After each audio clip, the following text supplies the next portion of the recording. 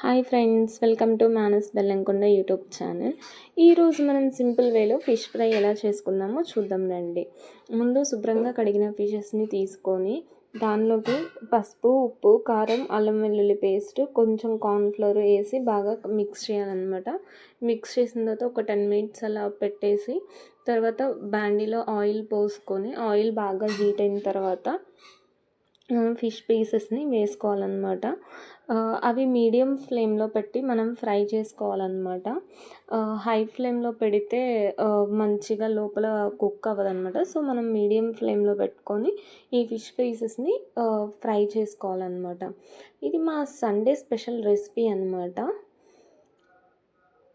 So ఇలా మనం కొంచెం ఒకసారి కదిలించాలన్నమాట. కదిలిస్తే అవి మంచిగా ఫ్రై అవుతాయి.